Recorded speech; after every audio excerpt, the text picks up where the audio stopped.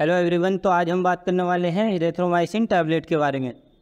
सबसे पहले बात करेंगे हम इसे किस बीमारी में उपयोग करते हैं, क्या इसकी कॉमन डोज होती है लेने की, किस तरीके से काम करता है यानी इसका क्या मोड ऑफ एक्शन है।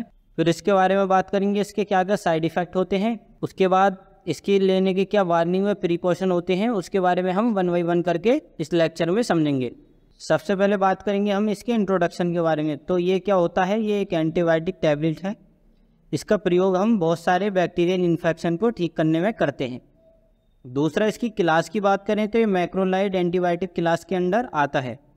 अब बात करें इसके मोड ऑफ एक्शन के बारे में, यानी ये किस तरीके से काम करता है।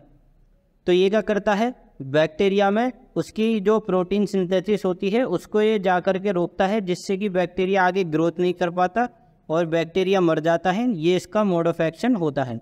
अब बात करें इसकी अवेलेबिलिटी के बारे में, तो ये 3 फॉर्म में अवेलेबल होता है, टैबलेट फॉर्म में, इंजेक्शन के रूप में व क्रीम के रूप में। अब बात करें इसकी टैबलेट फॉर्म की डोसेस के बारे में, तो ये 250 से लेके 500 mg की फॉर्म में उपलब्ध होता है। अब बात करने वाले हम एरिथ्रोमाइसिन टैबलेट के यूजेस के बारे में। तो इसे हम बेसिकली यानी रेस्पिरेटरी ट्रैक इन्फेक्शन जैसे कि नमूनिया है पेशेंट को या फिर ब्रोंकाइटिस है, उसको ठीक करने में हम इसका उपयोग करते हैं। स्किन में इन्फेक्शन हो गया है उसको ठीक करने में करते हैं। पेल्विक इन्फ्लेमेटरी डिसीज यानी पेट रिलेटेड इन्फेक्शन है उसको ठीक करने में हम इसका उपयोग करते हैं। एसटीडी जैसे कि क्लैमिडिया है, सिफिलिस है, उसको ठीक करने में हम इसका उपयोग करते हैं। या फिर कहीं चोट है या फिर कहीं से जल गया है पेशेंट का स्किन, तो उसको ठीक करने में हम इसका उपयोग करते हैं। और अदर इन्फेक्शन जैसे टॉन्सिल है, साइनोसाइटिस है, आँख नाक कली का इन्फेक्शन है या फिर आँख का है, उसको ठीक करने में हम इसका उपयोग करते हैं। अब बात करें हम इसके डोसेस के बारे में, तो अडल्ट में इसकी डोज बीडी होती है 250 से लेकर 500 mg हम दिन में 2 से 3 बार दे सकते हैं।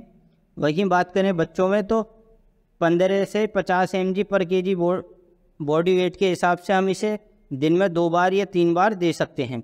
अब बात करें इसके कुछ कॉमन साइड इफ़ेक्ट के बारे में, जैसे कि जी मचला सकता है पेशेंट को, उल्टियाँ हो सकती है, पेट खराब हो सकता है, पेट में दर्द हो सकता है, क्रैम्प्स आ सकते हैं पेट में, भूख कम लग सकती है या फिर पेट में दर्द हो सकता है। अब बात करें इसके प्रिकॉशन के बारे में, तो अगर पेशेंट को इससे एलर्जी है तो उस कंडीशन में इसे नहीं लेना है। या फिर पेशेंट को किडनी डिसीज़ या लिवर डिसीज़ है या फिर माइस्थेनिया ग्रेविस जैसी कोई मसल डिसीज़ है तो उसमें भी इसे नहीं लेना है।